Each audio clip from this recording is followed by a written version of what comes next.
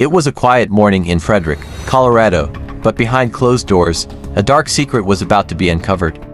A family that seemed perfect on the outside would soon be torn apart by a chilling betrayal.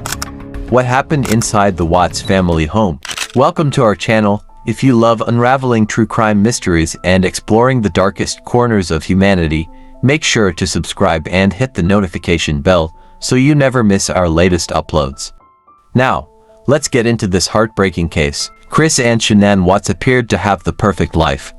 They were a young couple living in Colorado, raising their two beautiful daughters, Bella and Celeste. Shanann was known for her vibrant personality, while Chris was seen as a loving and devoted husband. But behind the smiles, there was a... Shanann frequently shared updates about her life on social media, showing the world a picture-perfect family. But what her followers didn't know was that Chris was drifting away, both emotionally and physically.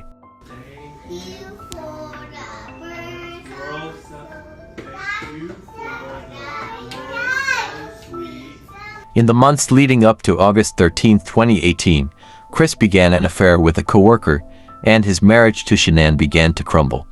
Financial problems, infidelity, and stress took their toll, setting the stage for a tragedy no one could have imagined. On the morning of August 13, 2018, Shanann's friend reported her missing after she failed to attend a scheduled appointment. No sign of a mother and her two young daughters who disappeared early Monday afternoon. 34-year-old Shanann Watts is 15 weeks pregnant. Joel Hillen is in Frederick this noon. And Joel, we understand that the FBI as well as the CBI have joined in this search. Yeah, we're now day 3 in this search, so they have joined in this effort, although the Frederick Police Department remains the center point, and if the public has information, they are being asked to call them. This started on Monday when Frederick Police got a call of 3 missing persons. The first, 34-year-old Shanann Watts. She has 2 children, ages 3 and 4, 2 little girls, Bella and Cece. They were all reported missing from this home. Now, we attempted to talk to the home. Shanann, who was pregnant, had just returned from a business trip, and her sudden disappearance left everyone confused and worried. The police acted quickly, searching the Watts home and surrounding areas. Chris appeared on the news, pleading for his family's safe return. But was he truly a worried husband, or was he hiding something sinister? During the investigation, Chris maintained his innocence, but inconsistencies in his story raised suspicions. The breakthrough came when he failed a polygraph test. During the testing, and I think you already know that, he did not pass the polygraph test. Okay. Okay. So now we need to talk about what actually happened. And I feel like you're probably ready to do that. I didn't lie to you on that polygraph, I promise. Chris, I know. Chris, stop. It's time. Just stop for a minute. Take a deep breath. I want you to take a deep breath right now.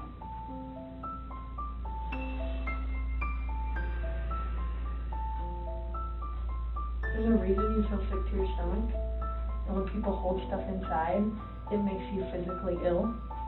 And I can just tell on your face, I could tell from the second you walked in that you were wanting to just come clean and just be done with this. And I appreciate that because you knew sitting down in that chair that you weren't going to pass today. And you knew I was going to find out because I told you that. And then you continued to stay knowing that you could, at the end, say, you know what? I just need to get this off my chest. Like, I just need to tell you what happened.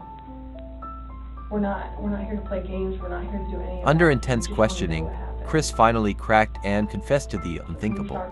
But his initial confession was a twisted lie, one that only added to the confusion and horror of the case. Chris confessed to killing his wife, Shanann, and their 2 daughters, Bella and Celeste.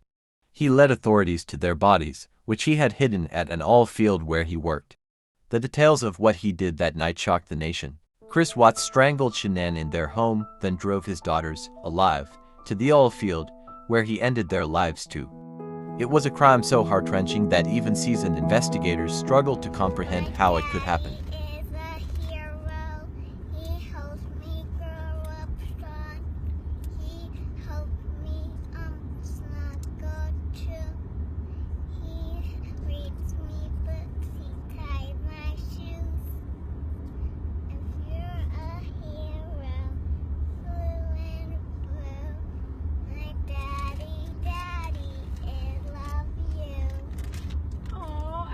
Chris Watts pleaded guilty to all charges to avoid the death penalty. During the sentencing, Shanann's family bravely spoke out, expressing their grief and devastation. Chris was sentenced to 5 life terms without the possibility of parole. Hey Bella, come here. Come here. Are you ready to sing Holly Jolly Christmas? Holly Jolly?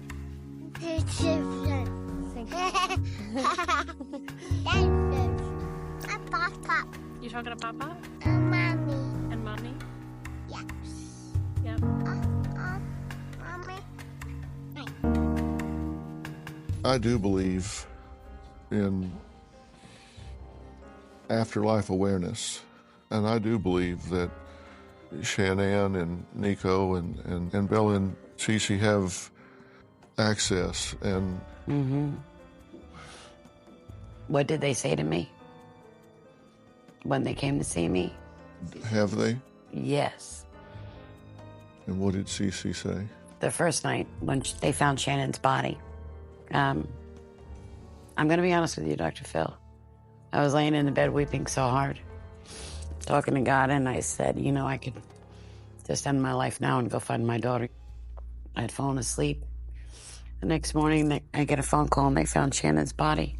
I said, do you want me to identify her on the phone? And he said, yeah, you could do that. And I said, is she beautiful? He said, yes. I said, does she have black hair? And he said, yes. And I said, then you have my daughter. That night, I was laying in bed, and I just felt a presence, and I heard my daughter. I felt her, and I heard her say, I love you, Mommy, and I'm sorry. She told me she was at peace. I finally fell asleep with my daughter at my presence, and she slept with me. I just felt her. The following day, I get a phone call, and they said, Sandy, we found your granddaughter, but we're not sure which one. And I said, Bella's a little taller. She's pretty slimmer. She don't get a little belly. And if you pull her hair up a little bit, because I do their hair, and it would be so long, you know. And then I realized all the oil, they would never know. So they said, who's the one that wears a pull-up? And I said, that would be Cece. They said, well, then we have Cece. And I said, well, keep going. I said, find my Bella. And 2 hours later, they did. It was hard for them to even tell us. You know, you could hear it in their voices. I couldn't imagine trying to be in their shoes, trying to tell parents what they just found.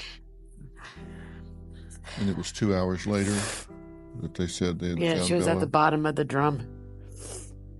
And their skin was falling off as they were trying to get them out.